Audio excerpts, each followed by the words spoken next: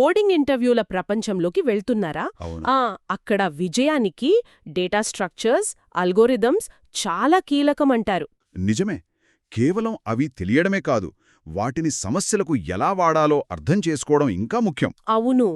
థియోరీకి, ప్రాక్టీస్కి మధ్య గ్యాప్ ఉంటుంది కదా. అదే అసలైన సవాలు. అందుకే ఈరోజు మనం కొన్ని ముఖ్యమైన డేటా స్ట్రక్చర్స్, అల్గోరిథం నమూనాల గురించి కొంచెం లోతుగా మాట్లాడుకుందాం, ఒక మంచి కోర్స్ మెటీరియల్ ఆధారం చేసుకుని. ఆహా, మంచి ఆలోచన. అంటే ఆ మెటీరియల్లోని కీలకమైన కాన్సెప్ట్స్, ముఖ్యంగా ఇంటర్వ్యూలలో ఉపయోగపడే ప్యాటర్న్స్, వాటిని కొంచెం విడమర్చి సులభంగా అర్థమయ్యేలా చూద్దాం. సరే, అయితే మొదలు పెడదామా? పునాదులతో స్టార్ట్ చేద్దాం. అరేస్ గురించి చెప్పండి ముందు. ఇవి చాలా బేసిక్ కదా. అవునండి. అరేస్ అనేది చాలా ప్రోగ్రామింగ్ భాషల్లో ప్రాథమికమైన డేటా స్ట్రక్చర్. వాటి మెయిన్ బలమేంటంటే ఇండెక్స్ ఇస్తే చాలు, ఎలిమెంట్ను డైరెక్ట్గా తీసుకోవచ్చు. ఎంత టైంలో? అది O(1) టైం, అంటే కాన్స్టంట్ టైం అన్నమాట. ఇన్పుట్ సైజ్తో సంబంధం లేదు, ఎందుకంటే డేటా మెమరీలో వరుసగా ఉంటుంది. పక్కపక్కనే ఉన్న ఇళ్లలాగా అన్నమాట. 5వ ఇంటికి వెళ్లాలంటే ఇన్ని అడుగులు వేయాలని ముందే తెలుస్తుంది. బావుంది. కానీ మధ్యలో ఒక ఇల్లు తీసేయాలంటే? అక్కడే కొంచెం పనెక్కువ. మధ్యలో లేదా మొదట్లో ఎలిమెంట్ తీయాలన్నా, పెట్టాలన్నా మిగతా వాటిని జరపాలి గదా. అవును, షిఫ్ట్ చేయాలి. అది O(n) ఆపరేషన్ అవుతుంది. అంటే ఎరే సైజ్ పెరిగితే ఆ పనికి టైం ఎక్కువ పడుతుంది. ఈ ప్లస్ మైనస్ తెలియడం ఇంటర్వ్యూలో చాలా ముఖ్యం. మరి ఇంటర్వ్యూ ప్రాబ్లమ్స్లో వీటినెలా వాడతాం?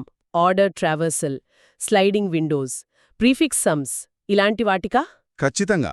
చాలా సమస్యలకు, ముఖ్యంగా 2 పాయింటర్స్, స్లైడింగ్ విండో లాంటి టెక్నిక్స్కు ఎరేస్ పునాది. ఇక స్ట్రింగ్స్ సంగతేంటి? అవి కూడా ఒక రకంగా క్యారెక్టర్ల ఎరేస్ కదా.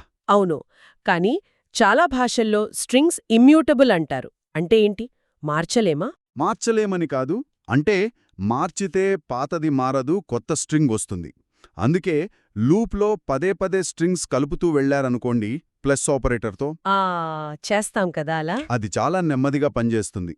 ప్రతిసారి కొత్త స్ట్రింగ్ క్రియేట్ అవుతుంది కాబట్టి అది O(n)² అయిపోతుంది. ఇది ఇంటర్వ్యూలలో చాలా కామన్గా చేసే మిస్టేక్. ఓహో, మరి బెటర్ పద్ధతేంటి? క్యారెక్టర్లను ఒక లిస్ట్లో పెట్టుకుని చివర్లో ఒక్కసారి జాయిన్ చేస్తే సరిపోతుంది. అది O(n)లోనే అయిపోతుంది. చూడండి, చిన్న మార్పే కానీ పర్ఫార్మెన్స్ చాలా పెరుగుతుంది. అర్థమైంది. స్ట్రింగ్ ప్రాబ్లమ్స్ అంటే లాంగెస్ట్ సబ్స్ట్రింగ్, అనగ్రామ్స్, ఇవి కూడా స్లైడింగ్ విండో లేదా 2 పాయింటర్స్తో చేస్తామా? చాలా వరకు అవును. సరే, ఇక సెట్స్ గురించి మాట్లాడుకుందాం. వీటి స్పెషాలిటీ ఏంటి? సెట్స్ అంటే? Unique elements collection. డూప్లికేట్స్ ఉండవు, ఆర్డర్ కూడా ముఖ్యం కాదు. వీటి అసలు పవర్ ఏంటంటే ఒక ఎలిమెంట్ సెట్లో ఉందా లేదా అని చెక్ చేయడం. అది ఎంత టైంలో అవుతుంది? లిస్ట్ కంటే బెటరా? చాలా బెటర్.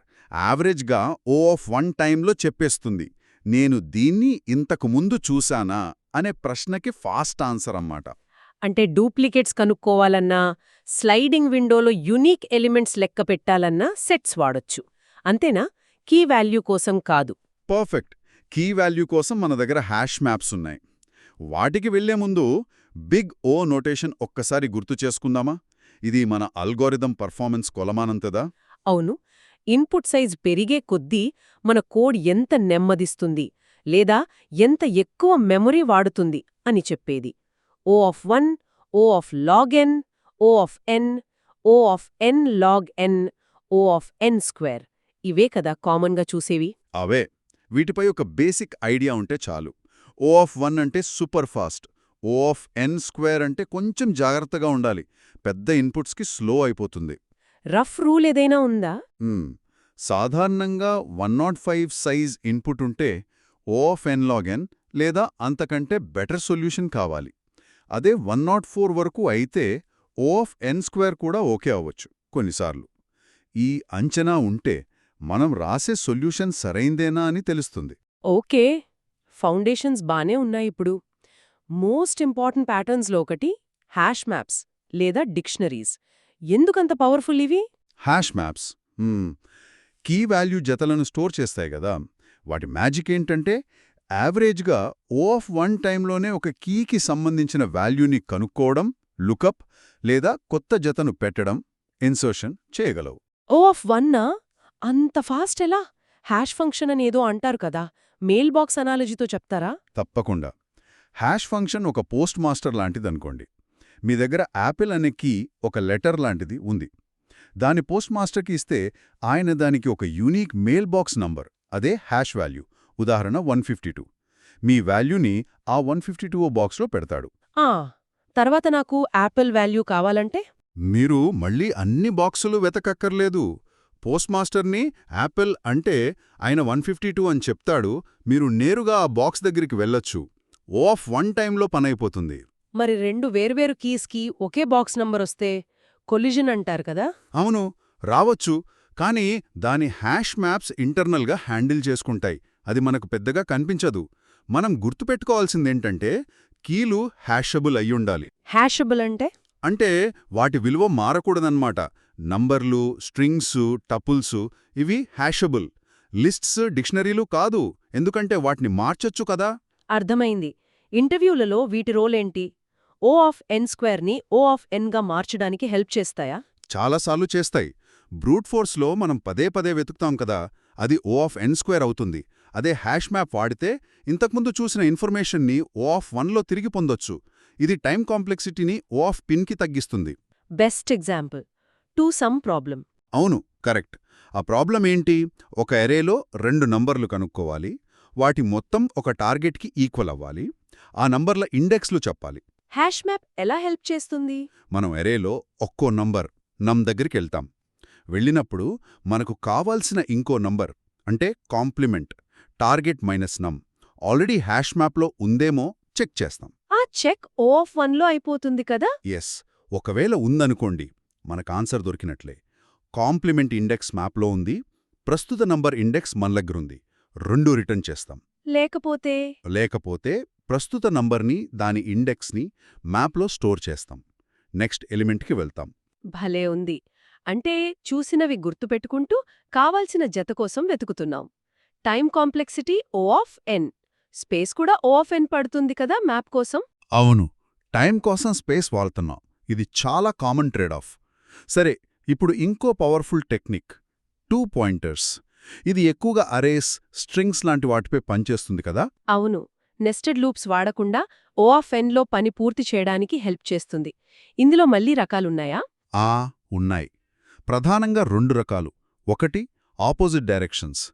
లెఫ్ట్ పాయింటర్ మొదట్లో, రైట్ పాయింటర్ చివర్లో ఉండి లోపలికి కదులుతాయి. ఇది ఎప్పుడు వాడతాం? సార్టెడ్ అరేస్లో జతలు కనుక్కోవడానికి, లేదా ఒక స్ట్రింగ్ పాలిండ్రోమ్ అవునో కాదో చూడటానికి, ఇలాంటి వాటికి. రెండో రకం. సేమ్ డైరెక్షన్ కానీ వేరువేరు speeds, fast and slow pointers అంటాం. లింక్డ్ లిస్ట్ మధ్యలో ఎలిమెంట్ కనుక్కోవడానికి, లేదా లిస్ట్లో సైకిల్ ఉందో లేదో చూడటానికి వాడతాం. వీటి మెయిన్ అడ్వాంటేజ్ ఏంటి? హ్యాష్ మ్యాప్ అవసరం లేకుండా పని జరుగుతుందా? కొన్నిసార్లవును. స్పేస్ కాంప్లెక్సిటీ O ఆఫ్ 1 లోనే పని పూర్తి చేయగలవు. ఉదాహరణకు వ్యాలిడ్ పాలిండ్రోమ్ ప్రాబ్లం తీసుకుందాం. అంటే ఒక స్ట్రింగ్ ఇచ్చి అది ముందు నుంచి వెనక్కి, వెనక నుంచి ముందుకు చదివినా ఒకేలా ఉందో లేదో చెప్పాలి.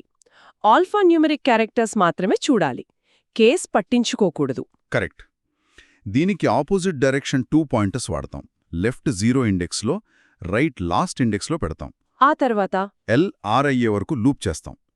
L దగ్గర నాన్ ఆల్ఫా న్యూమరిక్ ఉంటే L++, R దగ్గరుంటే R-, రెండూ ఆల్ఫా న్యూమరిక్ అయితే వాటిని లోయర్ కేస్కి మార్చి కంపేర్ చేస్తాం. మ్యాచ్ అవ్వకపోతే అక్కడే ఫాల్స్ రిటర్న్ చేస్తాం. మ్యాచ్ అయితే L++, R- చేసి కంటిన్యూ అవుతాం. లూప్ మొత్తం పూర్తయితే ట్రూ. ఇది O of n time O of 1 space. బావుంది. మరి ఫాస్ట్ అండ్ స్లో పాయింటర్స్కి example? Middle of linked list. అవును, స్లో పాయింటర్, ఫాస్ట్ పాయింటర్ రెండూ హెడ్ దగ్గర స్టార్ట్ అవుతాయి. లూప్లో స్లో ఒకటి ముందుకు వెళితే ఫాస్ట్ 2 స్టెప్స్ ముందుకు వెళ్తుంది. ఫాస్ట్ నల్ లేదా నెక్స్ట్ నల్ అయ్యేసరికి స్లో ఎక్కడుంటే అదే మిడిల్. ఇది కూడా O of n time O of 1 space. ముఖ్యంగా ఆ రేంజ్లో మ్యాక్సిమం, మినిమం, సమ్, యావరేజ్ కనుక్కోమన్నా, లేదా ఏదైనా కండిషన్తో లాంగెస్ట్, షార్టెస్ట్ సబ్సెగ్మెంట్ అడిగినా స్లైడింగ్ విండో టెక్నిక్ గుర్తుకు రావాలి. ఇది కూడా O ఆఫ్ n సొల్యూషన్స్ ఇస్తుంది. ఇందులో కూడా ఫిక్స్డ్ సైజు, డైనామిక్ సైజ్ అని ఉన్నాయా? అవును. ఫిక్స్డ్ సైజ్ విండో అంటే విండో సైజు K ఎప్పుడూ ఒకేలా ఉంటుంది. విండోను జరిపేటప్పుడు రైట్ సైడ్ కొత్త ఎలిమెంట్ యాడ్ చేసి, లెఫ్ట్ సైడ్ పాత ఎలిమెంట్ని తీసేస్తాం. సింపుల్. ఎగ్జాంపుల్? సైజ్ కే ఉన్న సబరేలలో మ్యాక్సిమం సమ్ కనుక్కోవడం లాంటివి. మరి డైనమిక్ సైజు? డైనమిక్ సైజ్ విండోలో విండో సైజు మారుతూ ఉంటుంది. ఒక కండిషన్ మీట్ అయ్యేంత వరకు విండోని పెంచుతాం, రైట్, పాయింటర్ మూవ్ చేస్తూ. కండిషన్ బ్రేక్ అయితే దాన్ని మళ్ళీ మీట్ అయ్యే వరకు విండోని తగ్గిస్తాం, లెఫ్ట్ పాయింటర్ మూవ్ చేస్తూ. దీనికి example? Longest substring without repeating characters. అది పర్ఫెక్ట్ ఎగ్జాంపుల్. ఇక్కడ కండిషన్ ఏంటి? విండోలో రిపీటింగ్ క్యారెక్టర్స్ ఉండకూడదు. దీనికి హ్యాష్ మ్యాప్ వాడతాం కదా, క్యారెక్టర్ కౌంట్స్ ట్రాక్ చేయడానికి. అవును. Left L, right are pointers ఒక హ్యాష్ మ్యాప్ లేదా సెట్. ఆర్ని పెంచుతూ వెళ్తాం. కొత్త క్యారెక్టర్ మ్యాప్లో లేకపోతే యాడ్ చేస్తాం. మ్యాక్స్ లెంత్ అప్డేట్ చేస్తాం. ఒకవేళ క్యారెక్టర్ ఆల్రెడీ ఉంటే రిపీట్ అయితే అప్పుడు ఎల్ని పెంచుతూ వెళ్ళాలి, మ్యాప్ నుండి క్యారెక్టర్స్ తీసేస్తూ, రిపీట్ అయిన క్యారెక్టర్ కౌంట్ 1 అయ్యే వరకు. అంతేనా? సరిగ్గా చెప్పారు. అలా విండోని అడ్జస్ట్ చేస్తూ ప్రతి వ్యాలిడ్ విండో, రిపీట్స్ లేనిది, లెంత్ని ట్రాక్ చేస్తూ మ్యాక్సిమం కనుక్కుంటాం. ఇది కూడా O ఆఫ్ n టైమే. చాలా బావుంది. ఇప్పటివరకు చూసినవన్నీ O ఆఫ్ n లేదా O ఆఫ్ 1 టైం కాంప్లెక్సిటీతో ఉన్నాయి. ఇప్పుడు O ఆఫ్ log n టైంతో పనిచేసే బైనరీ సెర్చ్ గురించి మాట్లాడుకుందాం.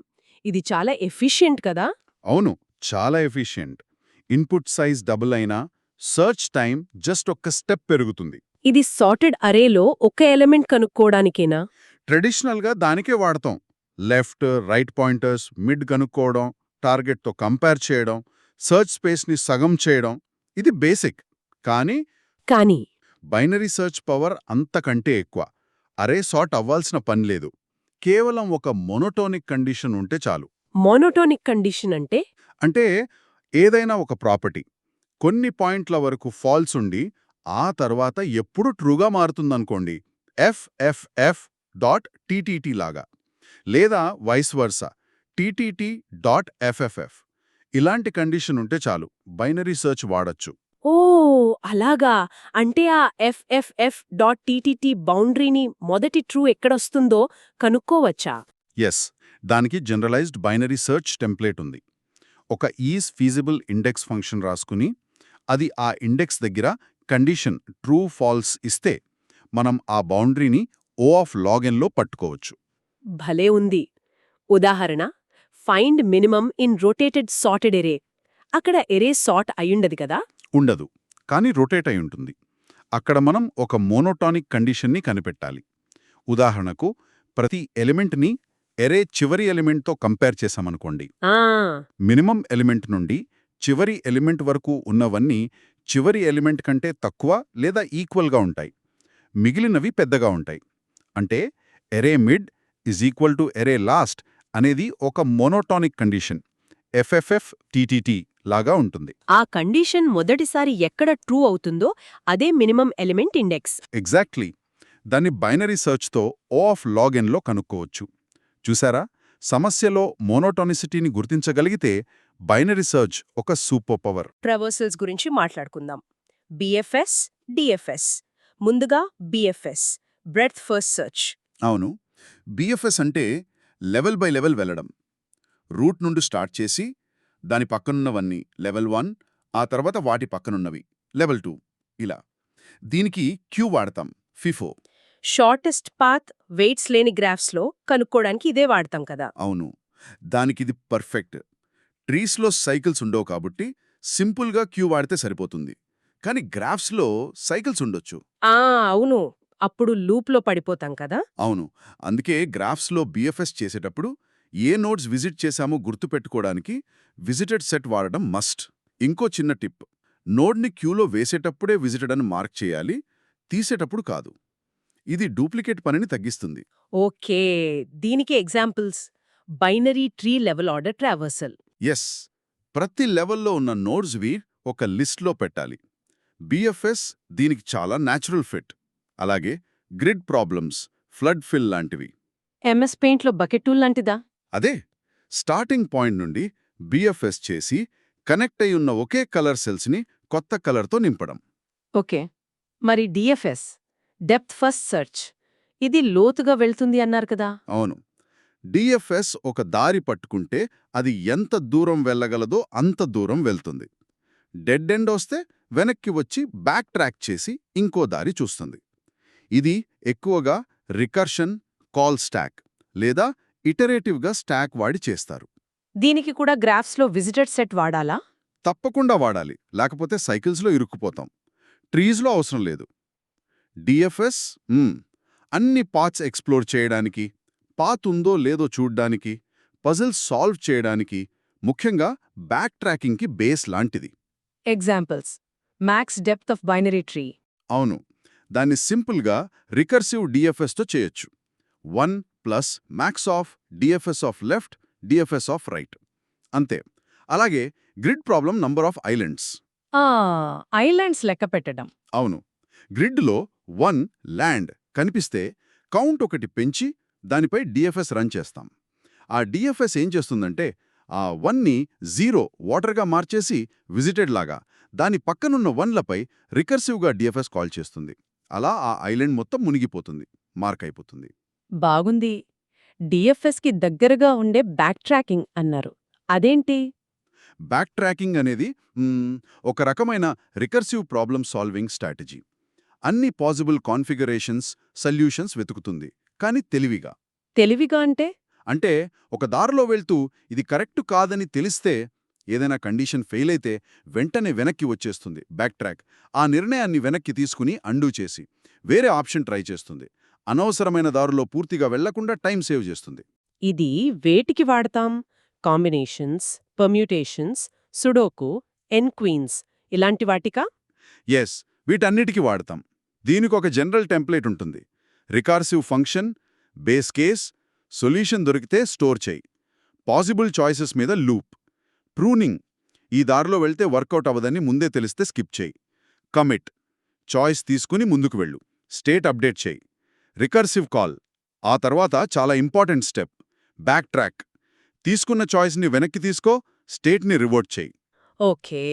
ఫైనల్గా ప్రయారిటీ క్యూస్ లేదా హీప్స్, వీటి కథేంటి? ప్రయారిటీ క్యూ అంటే అందులో నుండి ఎలిమెంట్స్ వాటి ప్రయారిటీ ప్రకారం బయటకొస్తాయి. ఫస్ట్ పెట్టింది ఫస్ట్ రాదు, క్యూ లాగా. లాస్ట్ పెట్టింది ఫస్ట్ రాదు, స్టాక్ లాగా.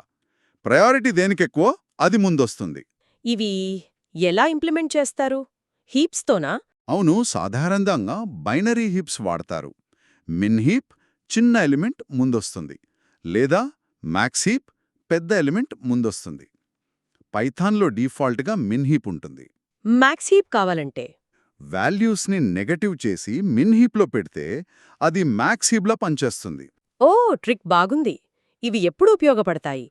టాప్ కే ఎలిమెంట్స్ కనుక్కోడానికా? అవును, top K, bottom K, kth largest smallest element, median ఎప్పటికప్పుడు ట్రాక్ చేయడం, కొన్ని గ్రీడీ అల్గారిథమ్స్, డిస్క్రెస్ట్రా లాంటివి.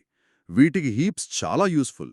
Operations complexity, insert, delete, min max, రెండు ఓ లాగిన్ టైం, చాలా ఎఫిషియెంట్.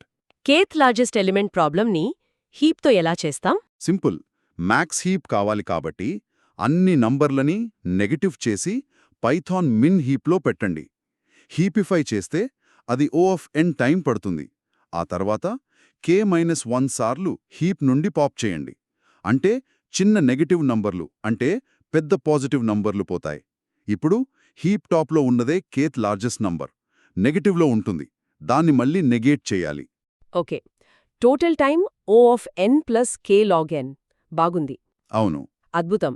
ఈరోజు మనం erase, strings, sets, hash maps, 2 pointers, sliding window, binary search, BFS, DFS, back tracking, ఇంకా priority cues, heaps, ఇలా చాలా ముఖ్యమైన ప్యాటర్న్స్ గురించి చర్చించుకున్నాం. అవును, ఈ ప్యాటర్న్స్ వెనుక ఉన్న ఐడియాని అర్థం చేసుకోవడం చాలా ముఖ్యం. ఏ ప్రాబ్లంకి ఏ ప్యాటర్న్ సూట్ అవుతుందో గుర్తించే ఇంట్యూషన్ డెవలప్ చేసుకోవాలి. కేవలం కోడ్ గుర్తుపెట్టుకోవడం కాదు, వాటి టైం, స్పేస్, ట్రేడ్ ఆఫ్స్ అర్థం చేసుకోవాలి. ఎగ్జాక్ట్లీ. ప్రాబ్లం చూడగానే ఓ ఇది హ్యాష్ మ్యాప్తో O ఆఫ్ nలో చేయొచ్చు, లేదా ఇక్కడ 2 పాయింటర్స్ వాడితే O ఆఫ్ 1 స్పేస్లో అయిపోతుంది అనే ఆలోచన రావాలి. మరి ఇక్కడతో అయిపోయిందా, లేక ఇంకా ఏమైనా ఉందా? చూడండి, బేసిక్ బిల్డింగ్ బ్లాక్స్ ఇవి. కానీ అసలైన మజా ఎక్కడొస్తుందంటే వీటిని కలపడంలో లేదా కొంచెం మార్పులు చేసి వాడటంలో. ఉదాహరణకు కొన్నిసార్లు ఒక ప్రాబ్లంకి 2-3 ప్యాటర్న్స్ కలిపి వాడాల్సి రావచ్చు. లేదా BFSలో ప్రయారిటీ క్యూ వాడితే అది డిస్జాక్స్ట్రా అల్గారిథం అవుతుంది. DFSకి మెమరైజేషన్ యాడ్ చేస్తే డైనమిక్ ప్రోగ్రామింగ్ అవుతుంది. అంటే ఈ ప్యాటర్న్స్ విడివిడిగా కాకుండా ఒకదానికొకటి ఎలా కనెక్ట్ అయ్యున్నాయో చూడటం నెక్స్ట్ స్టెప్ అన్నమాట. అవును, సరైన టూల్ని సరైన పనికి వాడటం లేదా అవసరమైతే టూల్ని కొంచెం మార్చుకోవటం అదే అసలైన ప్రాబ్లం సాల్వింగ్ స్కిల్. దాని గురించి ఆలోచించడం ముఖ్యం.